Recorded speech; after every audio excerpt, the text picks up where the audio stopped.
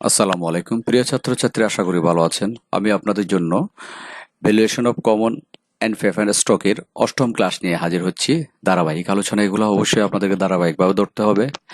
এখন আমি যে অঙ্কটা আলোচনা করব, যেই রুলসের অঙ্কটা আলোচনা করব, সেটা আমি আপনাদের আগে দেখিয়ে দিচ্ছি। সেটা হচ্ছে জিরো গ্রোথ মডেল এবং তার পরবর্তী আরেকটা মডেল, দুইটা মডেল নিয়ে আমি অঙ্ক আলোচনা করতেছি। এগুলো সব ইয়ার কোয়েশ্চেন। তাহলে আমি এখন প্রবলেম প্রবলেম B35 এই অঙ্কটা আমি এখন আপনাদের সামনে আলোচনা করব। এটার ব্যাপারে যদি আমি আপনাদের পড়ি, তাহলে হচ্ছে কি দেখেন, এখানে দেওয়া আছে যে কি প্রবলেম প্রবলেম B35। এই প্রবলেম B35 এটা ন্যাশনাল ইউনিভার্সিটি 2010 সালে এসেছে, একটা ইয়ার question. ABC company pay dividend of টাকা 10 পার শেয়ার। ডিভিডেন্ড দিচ্ছে প্রতি শেয়ারে 10 টাকা করে। পার শেয়ার মানে প্রতি share. Company growth rate is zero. Growth rate কি দিয়েছে? জিরো। গ্রোথ রেটটা আছে যে জিরো, জি এর মান হচ্ছে 0%। If the cost of equity is 12%, cost of equity মানে আয়ের হার যদি 12% হয়, what will be the present value of the share? শেয়ারের বর্তমান মূল্য কত? তাহলে এটা কোন মেথডে পড়ছে সেটা যদি আমি যাকে আপনাদের দেখাই, এই যে জিরো গ্রোথ মডেল, প্রবৃদ্ধির মডেলে এখানে লভ্যাংশ স্থির থাকে, আবার প্রবৃদ্ধির হার শূন্য হয়। তাহলে লভ্যাংশ স্থির মানে এই যে সে 10 টাকা করে লভ্যাংশ দিবে, এটা বলেছে।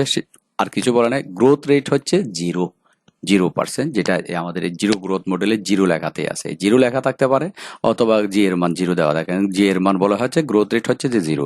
আর এটা দেওয়াতে ইজিলি বুঝে গেলাম আমরা, সেটা হচ্ছে জিরো গ্রোথ মডেলের অঙ্ক। লভ্যাংশটা স্থির থাকবে, স্থির মানে একই থাকবে, প্রবৃদ্ধির হারটা শূন্য হবে, জিরো হবে। এটা যদি দেওয়া আছে, আমরা এই শেয়ারের মূল্য নির্ণয়ের জন্য পিও সমান ডিও ডিভাইডেড বাই কে, এই সূত্রটা প্রয়োগ করে অঙ্কটা করে ফেলবো। দেখেন তাহলে এটা আমরা যখন করতে যাই, তাহলে আমি একটু আগে যে দেখালাম শেয়ার উইনো, আমরা জানি ডিও পিও মানে শেয়ার মূল্য সমান ডিও ভাগ, ডিও কে ভাগ হবে কে দিয়ে। তাহলে ডিওর ভাগ হবে ডি এর মান কত? ডিওর মান দেওয়া আছে আমাদের কোয়েশ্চেনের 10%। এই 10% বসে গেল। আর কে এর মান দেওয়া আছে, ডিওর মান 10%, 10 টাকা, সরি পার্সেন্ট না 10 টাকা। ডিওর মান 10 টাকা। আর কে এর মান কত? কে এর মান আমাদের দেওয়া আছে যে কে 12%। কে দেওয়া আছে কত পার্সেন্ট? 12%। আর 12% সম্পর্কে আমি আপনাদের একটু আগে দেখেছি। 12% শব্দ হচ্ছে 12 কে 100 দিয়ে ভাগ করা, যেগুলি ক্লাস 4-5 এর অঙ্ক। 12 কে 100 দিয়ে ভাগ করা, 12% মানে যে কোনো 100 টাকাতে 12 টাকা। তাহলে 12 কে 100 দিয়ে ভাগ করলে ফলাফল কত আসবে? ফলাফল আসবে যে 0.12। 0.12। তাহলে দেখেন এখানে এই 0.12 লিখেছে। 0.12 যে কথা, 0.12 একই কথা। তাহলে 10কে 0.12 দ্বারা ভাগ করেন, ক্যালকুলেটরে ভাগ করলে 83.33 এই টাকাটা চলে আসবে। তাহলে আশা করে বোঝা গেল। আর এই ফলাফলটাই হচ্ছে যে value, present value of share, শেয়ারের বর্তমান মূল্য, প্রেজেন্ট ভ্যালু অফ শেয়ার, এটা বের হয়ে গেল উত্তর গেল। আর এখানে বর্ণনাগুলো লিখেছে ডি জিরো মানে বা ডিউ মানে ডিভিডেন্ড পেড পার শেয়ার, যেটা 10 টাকা আমরা কোয়েশনে দেখেছি। কে মানে কস্ট অফ ইকুইটি বা রিকোয়ার্ড রেট অফ রিটার্নও বলে। Required rate of return, cost of equity একই কথা, 12%, যেটা 100 দিয়ে ভাগ করলে 0.12, যেটা আমি এখানে আপনাদের দেখিয়েছি 0.12। তারপর পিও মানে মার্কেট প্রাইস পার শেয়ার, শেয়ারের দাম, যেটা আমরা value of present value of present value of share, এটাই। তাহলে এই অঙ্কটা আমরা করে ফেললাম জিরো গ্রোথ মডেলের। নেক্সট পরবর্তী যদি আমরা যাই, নেক্সটে যদি দেখি পরবর্তী কি অঙ্ক আছে, প্রবলেম 36। এই অঙ্কটা দেখেন, এটা ন্যাশনাল ইউনিভার্সিটি 11 সালে এসেছে। কিরকম আগে অঙ্কটা আমরা দেখি। মিস্টার এ কারেন্টলি পেস এ অ্যানুয়াল ডিভিডেন্ড টাকা 20 টাকা। মিস্টার এ বর্তমানে লভ্যাংশ দিচ্ছে কত টাকা? 20 টাকা।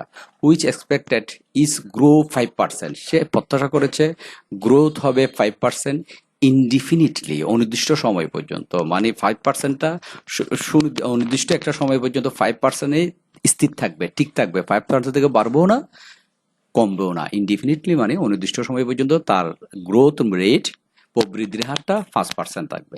কস্ট অফ কমন স্টক 15%, স্বাভাবিক। সাধারণ শেয়ার পর আয়ের হার হচ্ছে ব্যয় বা আয়ের হার হচ্ছে 15%। Calculate the value of common stock, common স্টকের দাম বের করো।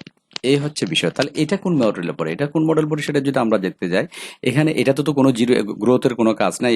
এই জির মান আছে এই অঙ্কের মধ্যে। এই যে স্থির প্রবৃদ্ধির মডেল, কনস্ট্যান্ট গ্রোথ মডেল। আর এই প্রবৃদ্ধির মডেলের যে বিষয়টা আছে, নির্দিষ্ট সময় পর্যন্ত যে নব্যাংশ শতকরা হার নির্দিষ্ট সময় পর্যন্ত বৃদ্ধি পায়, যেটা ভাবে নির্দিষ্ট সময় পর্যন্ত থাকবে, মানে স্থির থাকবে। যে মডেলের নির্দিষ্ট হারে লভ্যাংশ বৃদ্ধি পায় এবং এই বৃদ্ধির হার প্রত্যাশিত উপার্জন হার থেকে কম, চেয়ে কম, তাকে স্থির প্রবৃদ্ধির মডেল বলে। তাহলে এই সংজ্ঞাতে দুইটা জিনিস আছে, নির্দিষ্ট হারে লভ্যাংশ বৃদ্ধি পাবে, নির্দিষ্ট হার মানে 5%, এটাই ফিক্সড, একটা 5% লভ্যাংশ পাইলাম। আর সেকেন্ডটা বলা হচ্ছে যে কি প্রত্যাশিত উপার্জন হারের চেয়ে কম, প্রত্যাশিত উপার্জন, আমাদের প্রত্যাশিত উপার্জন হচ্ছে এই যে 15%, এটা এই 5%টা 15% থেকে কম, এই যে এখানে 5 ছোট আর প্রত্যাশিত উপার্জন হচ্ছে 15, এটা থেকে কম।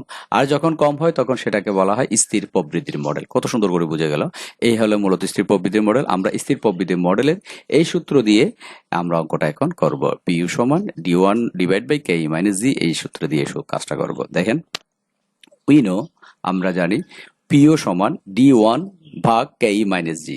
তাহলে এটা দিয়ে দিল, সূত্র অনুযায়ী আমাদের কাজটা লিখে ফেললাম। সূত্র আছে যে কি আমাদের পিইউ মানে শেয়ার মূল্য, যেটা আমাদের এখানে বর্ণনা আছে কোথায়, এই যে P U market value per share, পিইউর বর্ণনা এটা, D1 ভাগ KE মাইনাস জি, D1 কে KE মাইনাস জি দ্বারা ভাগ। আমাদের এখানে ডিওর মান দেওয়া আছে, ডিভিডেন্ড পেইড পার শেয়ার, এটা হচ্ছে ডিওর মান, এটা হচ্ছে ডিওর মান। আমাদের বের করতে হবে D1। আমি শুরুতে ভেরিয়েবল গ্রোথ মডেল আপনাদের শিখিয়েছিলাম কিভাবে D1 D2 D3 বের করতে হয়। এই D1 বের করার সূত্র হচ্ছে, দেখেন, DO1 প্লাস জি, এটাই হচ্ছে সূত্র, DO1 প্লাস জি। তাহলে ডিওর মান হচ্ছে যে 20 বসে গেল, 1 প্লাস জির মান হচ্ছে যে আমাদের এখানে গ্রোথ রেট হচ্ছে 5%, তাহলে 5 কে 100 দিয়ে ভাগ, 5% মানে 5 কে, জির মান দেওয়া আছে 5%, 5 কে 100 দ্বারা ভাগ করলে কত হয়, সেই ফলাফলটা হচ্ছে যে আমাদের জির মান 5 ভাগ 100, তাহলে 5 কে 100 দ্বারা ভাগ করলে ফলাফলটা হবে 0.05, এটাই হচ্ছে 5% এর ফলাফল, 0.05, এটা পয়েন্ট 0.05 দেখতেছেন।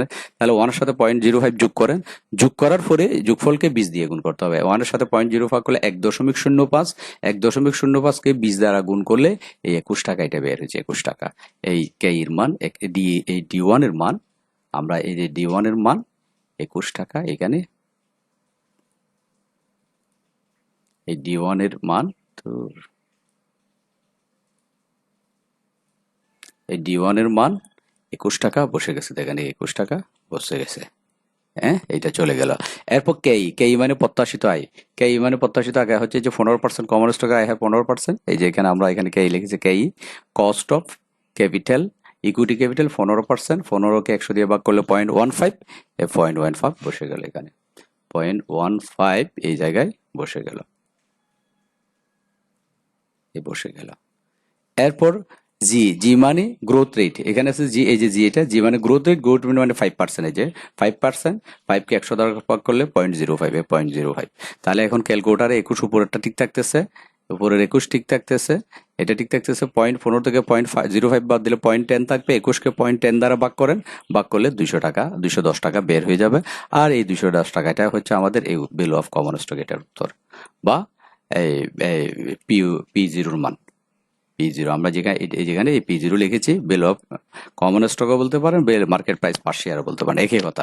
এখানে ভ্যালু অফ কমন স্টক যে কথা, মার্কেট প্রাইস পার শেয়ারও একই কথা, দুইটা হচ্ছে 210 টাকা। আশা করি বোঝা গেল, এই অঙ্কটাও প্র্যাকটিস করে ফেলবেন। ওকে, ধন্যবাদ।